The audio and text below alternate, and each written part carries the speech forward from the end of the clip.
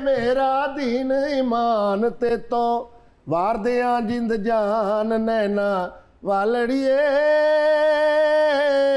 नीए गल भुली ना। आहा क्या बात है, आज तो आपने गाना ही बदल लिया। वो सिग्नेचर जो आपका गाना है वो क्यों नहीं आज आप गा रहे? वो मैनू याद नहीं सी, मैं क्या यही गा लो।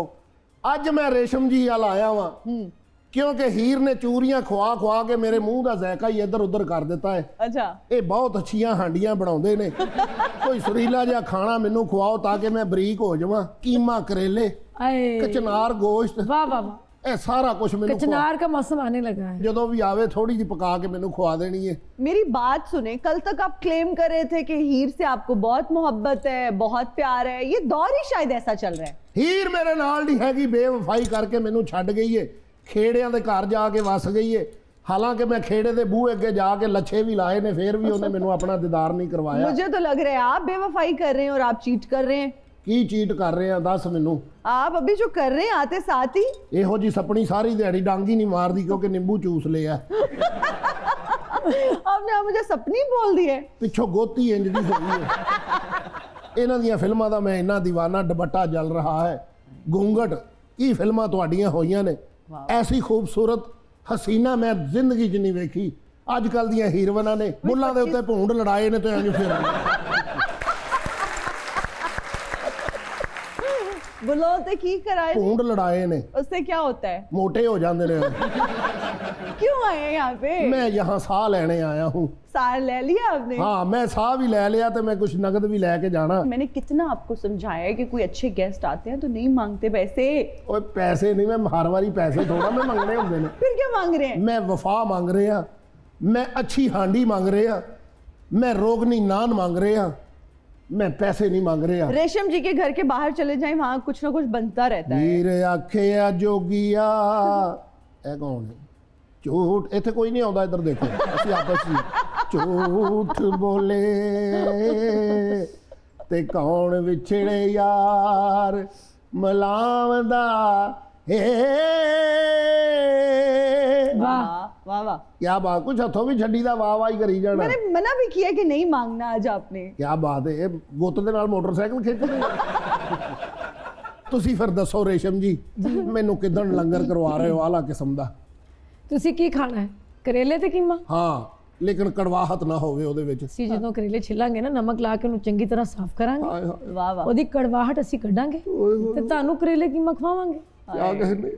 ਇਹ ਕੀ ਹੋਇਆ? ਪਾਣੀ ਵੀ ਪੀਣਾ ਨਾ ਨਾਲ, ਕਰੇਲਿਆਂ ਤੋਂ ਬਾਅਦ ਪਿਆਸ ਬਹੁਤ ਲੱਗਦੀ ਹੈ। हाँ बहुत लगती। ਲੱਸੀ ਕੱਚੀ ਪੀਣੀ ਚਾਹੀਦੀ ਹੈ। मेरी बात सुनिए, आप रेस्टोरेंट में नहीं बैठे हुए कि मेन्यू बताई जा रहे हैं कि ये खाना है वो खाना है। ये तो उनका नहीं बड़ा नहीं, पान है। करेले कीमा खिला देंगी? हाँ। और क्या चाहिए? सुपरस्टार ने हामी भर दी है कि आपको करेले कीमा खिला देंगी। ਵੀਡੀਓ ਗੇਮ 'ਚ ਇਹੋ ਜੀ ਕੁੜੀ ਆਣ ਕੇ ਕਹਿੰਦੀ ਅਦੂ ਬਿਨ ਅਦੂ ਬਿਨ ਅਦੂ ਬਿਨ, ਮੈਂ ਫੇਰ ਆਵਾਂਗਾ ਤੇ ਜ਼ਰੂਰ ਆਵਾਂਗਾ, ਜਾਵਾਂਗਾ ਤੇ ਆਵਾਂਗਾ।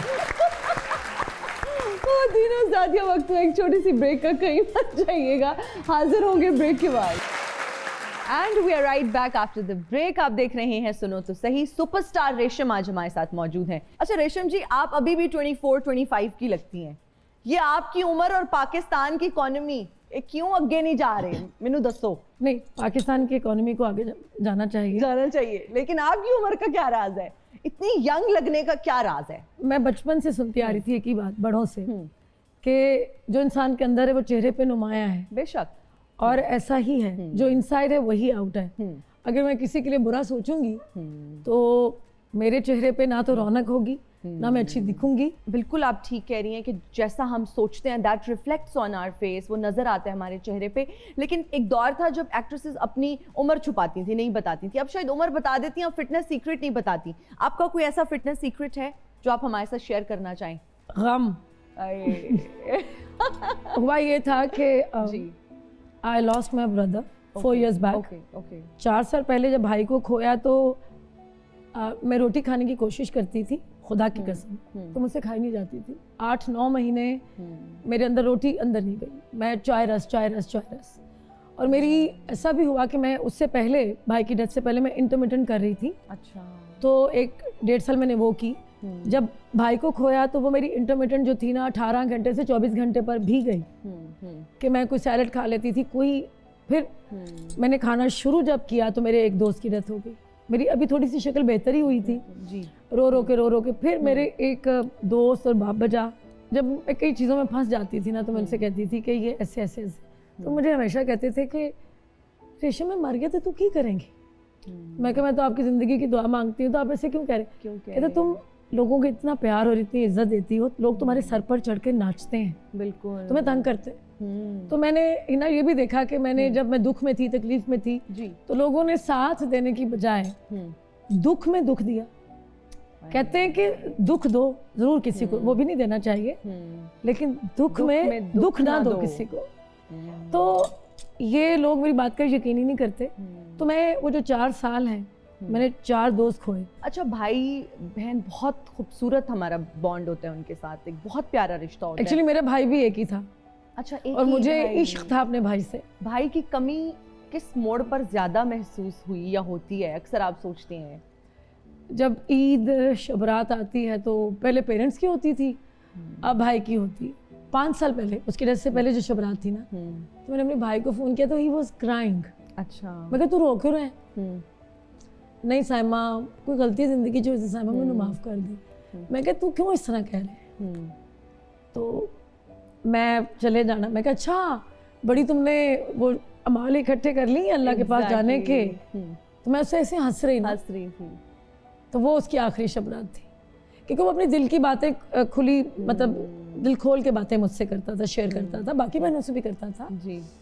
तो बस उसके जाने का वो जो गम है, आज तक मैं उस गम से बाहर निकल नहीं पाई। अच्छा, आपकी उर्दू इतनी साफ है, आपका ताल्लुक फैसलाबाद से है। फैसलाबाद में बहुत टैलेंट है, बहुत बड़े बड़े लोग फैसलाबाद से आए, जिनमें से आप भी एक हैं। नहीं, उनके साथ मुझे ना मिलाइएगा, क्योंकि नुसरत फतेह अली खान उनकी बहुत बड़ा नाखून बराबर मैं नहीं हूँ, लेकिन राहत फतेह अली खान एक सुपरस्टार है मैम हमारी। हूँ मैं। उर्दू इतनी साफ कैसे है? उर्दू साफ लोगों से सीखा, उस्तादों से सीखा, टेलीविज़न पीटीवी से स्टार्ट किया था। बहुत ख़राब थी उर्दू आज भी मुझे थोड़ी सी ख़राब भी लगती है।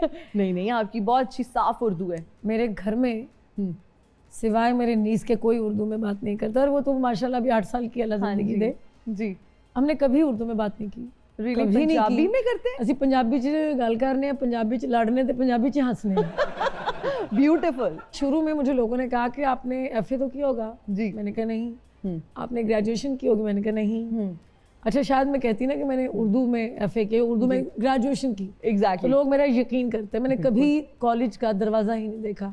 मैं क्यों झूठ बोला? तो इतनी रिफाइंड, मैट्रिक किया हुआ मैंने, मैट्रिक पास हूँ मैं।